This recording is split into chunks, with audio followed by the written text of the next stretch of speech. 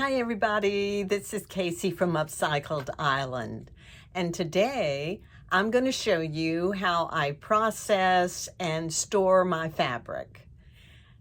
These days the only fabric I'm purchasing is finds at thrift stores and yard sales. I'm not buying new fabric anymore. This is part of my effort to help the environment by not purchasing new items, by reusing, recycling, upcycling, refashioning, and using fabrics from articles of clothing that I have and from fabric that I thrift.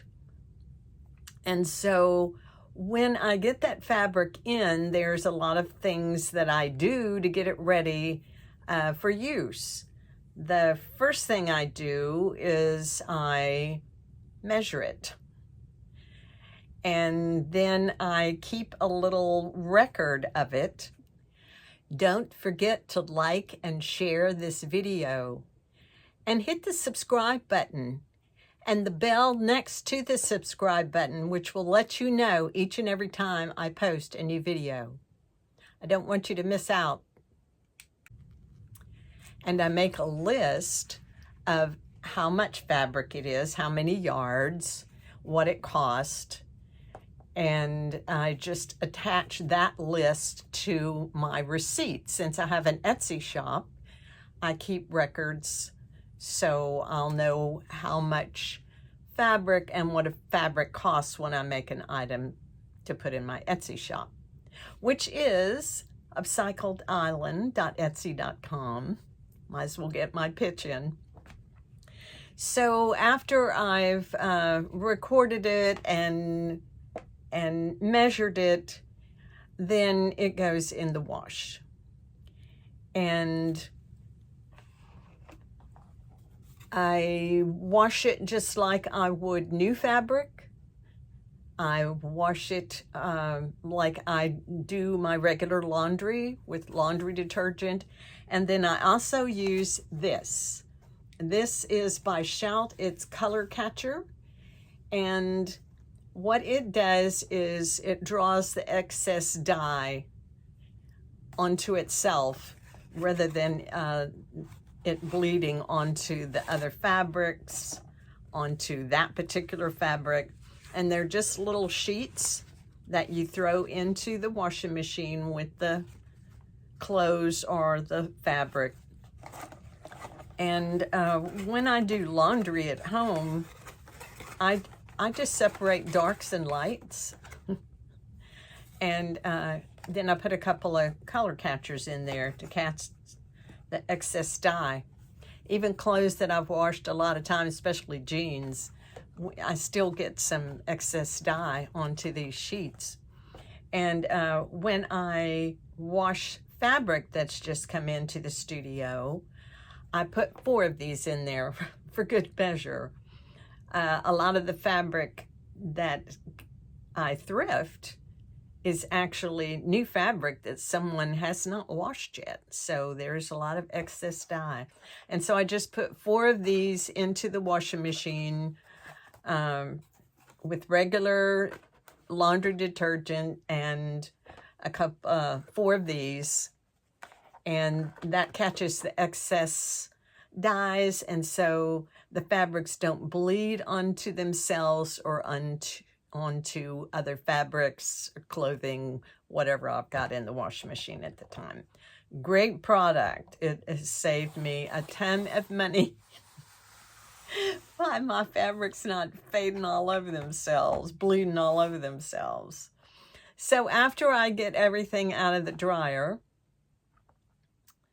then I bring it back to the studio and I fold it and I put it on these. This is plastic corrugated pieces, and it comes in, I get it in sheets that are 18 by 24 inches. And I get it on Amazon, and I buy about 25 or 50 at a time. And then I cut them into 4 pieces So each piece is 9 by 12, which is the perfect size for my shelving. And I get 4 out of each panel. I have in the past used regular corrugated cardboard, but I live on the Texas Gulf Coast, and it's a humid climate, and we have roaches. I mean, I keep the place sprayed so I don't see the roaches, but they're always there.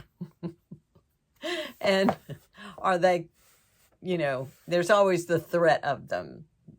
I have my house sprayed quarterly, so I don't have to deal with them.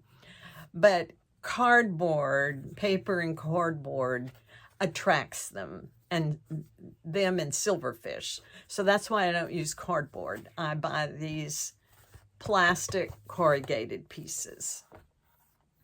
And then I fold my fabric so they fit on this, and then roll them onto this like a regular bolt, and then store them on my shelving. You can see I have lots of fabric. I have way too much fabric. So that's how I do it. Some things to think about if you're going to thrift fabric, just like if you were going to thrift clothing, you know, at yard sales or thrift shops or whatever. Take a little whiff of it. If it has a strong, stale odor, sometimes that doesn't come out, so pass it up. I have a sensitive nose for that kind of thing. So if it reeks, then, you know, I don't buy it, because sometimes the odor does not come out. Sometimes you're going to purchase fabric and find that you have damage. I had a big haul of fabric from a local thrift shop. Evidently somebody cleaned out their closet and donated a bunch of fabric, and so I've made a couple of hauls in the last week. And the way they present their fabric is they fold it and then they roll it up and put masking tape around it with the price on it. And having managed a thrift shop before, I don't undo their packaging and go through the fabric because most of the time that masking tape breaks and I wouldn't be able to put it back together in the same way that it was presented to me. And that's very bad manners. Having been on the other end of it, I hated when people opened up stuff and then, you know, they didn't put it back. So I buy the fabric and hope for the best. And for the most part, I you know, have wonderful fabric. The fabric I bought last week was in pieces 2 yards, 3 yards. One was 6 yards long, and it but the prices are so very low. So I had 6 yards that I got for $3.50.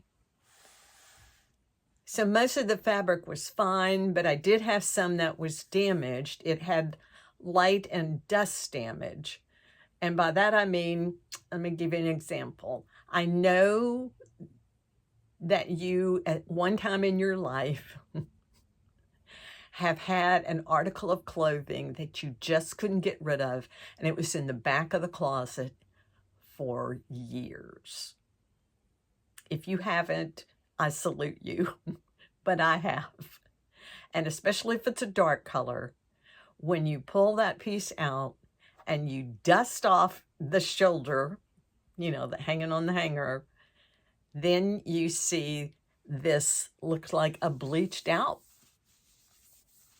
streak there on the shoulder, and that is from dust and moisture, and it, you know, it bleaches out your fabric.